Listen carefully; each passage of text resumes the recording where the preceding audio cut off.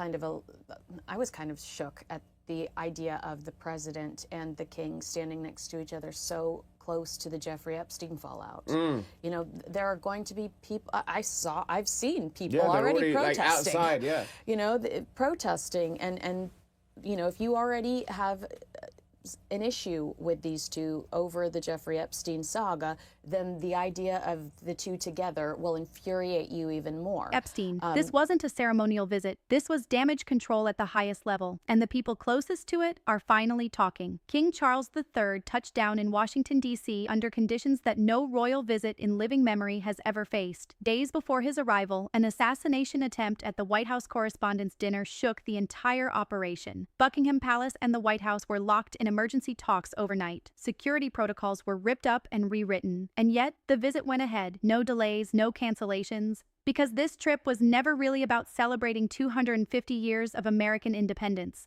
It was about saving a prime minister. It's to save Starmer's skin. Let's be honest, we have a king coming over here that can talk to Donald Trump, that Donald Trump likes. They've had long conversations in the past, shared letters in the past, but you've got a Labour government and a Prime Minister that can't actually converse with the leader of the leader of the free world. And in this special relationship, it's the king that they're being sent over to solve. Let's be clear about what's actually happening here. The UK-US relationship is in crisis. Keir Starmer and Donald Trump are barely speaking. They're clashing over Iran, immigration, the environment, you name it. The so-called special relationship is hanging by a thread. And the man sent to fix it isn't a diplomat, isn't a politician. It's a king. A king who, by his own team's admission, didn't even want to make this trip. Sources... Reports over the weekend the king's actually not too happy about all this. And actually, look, he'll do it because he's a champ and he'll do it because it's his job. But actually, if it was his choice, he wouldn't be doing this. How much credence do you give that? I think if you laid out a list of events that the king wanted to go to this year, I think riding into a political storm with Donald Trump days after a shooting to save Starmer's skin would not be on the top of his list. Yeah. I think there are far more. There are many, many more trips that he would like to do to kind of reinforce the Commonwealth thing. He'd like to go to places like Canada, and I think there are many other places that are kind of more akin to kind of his aims. But he will do it, as you say. It's his job at the end of the day. He's been preparing, he's been sleeping, he's been reading his notes, been doing the speeches. He will come here and he will be informed and he will do what he has to do. Sources close to the palace have confirmed that if Charles had a choice, he wouldn't be here. He'd be visiting Canada, strengthening Commonwealth ties, doing the work that actually matters to him. Instead, he flew across the Atlantic, cancer treatment ongoing, to do what Starmer simply cannot. Sit down with Donald Trump and make it look like everything is fine. But here's what they don't want you to focus on. Both of these men, the King of England and the President of the United States, are standing in the long shadow of Jeffrey Epstein. And the optics of them together, in the same room, at this exact moment in history, were not lost on the people watching from the outside. Protesters were already gathering. Democrat senators were publicly demanding that Charles meet with Epstein survivors during the visit. Virginia Giuffre's family spoke out directly. They wanted a meeting. The palace's response? They cannot, not will not, meet with victims. That word choice was deliberate. The reasoning?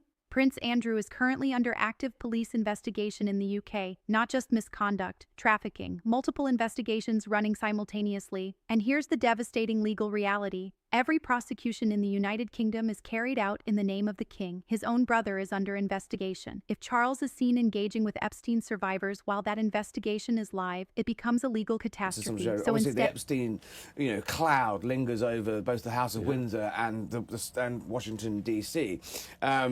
The king are unable, legally, they're saying, to meet victims because Andrew is under investigation. It is going to come up at some point, though. His speech to Congress, I'm told we're going to hear some coded language in that about the importance of standing up to victims of abuse and sexual violence against women and girls. That's a tough one. That's a tough line to walk with the administration, with the White House, because they don't want to talk about Jeffrey Epstein at all. The king doesn't want to talk about it at all. I mean, frankly, his family did pay off Virginia Giuffre. That has not gone unnoticed here. So instead, they buried it in code. Insiders revealed that Charles's address to Congress was months in the making, and embedded within that carefully constructed speech were deliberate, calculated references. Coded language about standing up for victims of abuse and sexual violence against women and girls. A message designed to say everything without saying anything, scripted down to the syllable. Because the words Jeffrey Epstein, Prince Andrew, and Harry and Meghan were all explicitly banned from the address. I think this address they've been poring over it for months and months and months.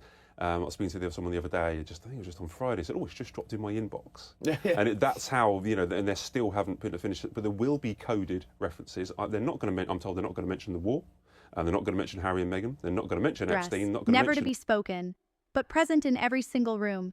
The cameras were also kept away from the Oval Office meeting. No microphones, no open press moment, and royal insiders suggest that was only partly about security. Because Trump is unpredictable, the world has watched him blindside Zelensky, Macron, Starmer. A single off-the-cuff comment, one unscripted line, could have detonated the entire visit. So the optics were managed, controlled, staged from the inside out. Because we're not actually really going to see, you know, there's never going to be a moment where Charles and Trump are actually even going to meet the public. There's all going on behind a massive ring of steel. Well, I wonder how much of I mean, that's a security issue, but how much of that is just how unpredictable Donald Trump is and what he might say or do in front of a camera that all of a sudden changes the entire, you know, stance or changes the optics. I think that they're protecting themselves in the sense that we really won't see the men with mic'd up doing too much talking privately, because we have seen off-the-cuff moments with Trump that kind of jeopardize circumstances. Yeah. So is it really a security situation, or is it them controlling the optics? I think it's maybe a combo. Side out. Well, Meanwhile, a different crisis was brewing in the background. Queen Camilla. American audiences don't know this version of Camilla. They know Diana. I'm speaking to someone today here in D.C., and I feel horrible repeating this, but they were like, oh, Camilla's coming? I mean, there is still a sense of negativity around the Charles, Diana, Camilla saga here in the United States, because we haven't had a chance to see the evolution that you have. Yeah, and everyone remembers the famous Ronald Reagan state visit where she was dancing with John Travolta, I think it was. I mean, she's still a kind of icon in this country. Absolutely. Actually, she's kind of a... She is, and we have Harry and Meghan that won't let her sleep. They won't let her rest. They're perpetually bringing up the ghost of Diana to justify their actions. And so Diana really does have a large presence here. They still love Diana, and Harry and Meghan have spent 5 years making sure that Diana's ghost never fades from the American consciousness. Every time the royal family has a major moment, the Sussex operation finds a way to surface. Royal correspondents were openly predicting that Harry would make a move during this trip. A statement, a social media play, something to redirect the narrative. He wasn't invited to the state dinner, he wasn't even in the country, but his presence was felt in every single conversation happening behind the scenes. And then there's the king himself, a man in his mid-70s, battling cancer, who has been described by insiders as the hardest working royal of the past year, who could have used his illness as a legitimate reason to stay home, and chose not to. Who survived an assassination attempt as Prince of Wales in the 1980s, who showed up to Washington days after another attempt on the life of the man he was flying to meet. The palace insists his treatment is progressing, that he arrived prepared, rested, briefed, ready. He is not a well man. He's going straight from here to Bermuda. He'll have his feet up with a pina colada on the beach by the weekend. How is he? You know, this is a big ask of him, right? It is a big ask. I mean, he's in his mid-70s. And I don't think they take these kind of jobs lightly. When we went to Australia a couple of years ago, they gave him a day off. And I think there will be downtime here. I don't think, you know, they're treating his health seriously.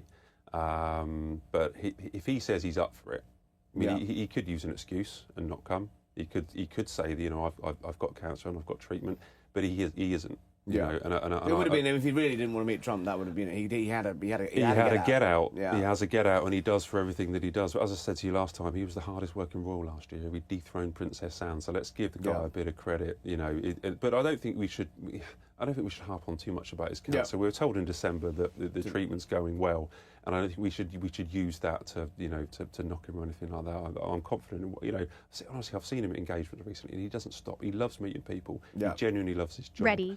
But people close to the situation have admitted privately that the whispers about his health have been darker than the official line. And flying into one of the most politically charged state visits in decades is not a light undertaking for any man, let alone one carrying what he's carrying. What the palace desperately wants Americans to see is the real Charles, not the man who wronged Diana, not the father estranged from Harry, not the king whose brother is under criminal investigation, the working monarch, the one who hasn't stopped. Whether that rebranding worked, that's another question entirely, because when the dust settles on this visit, only one person clearly wins. And it's not Charles, it's not Trump, it's Keir Starmer.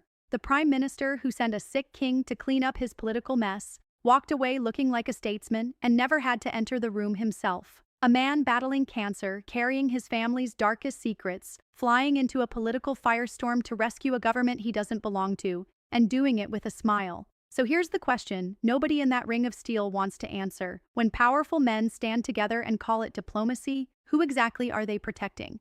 And from what? If this story hit different, subscribe to Viral Spills right now, because we are just getting started.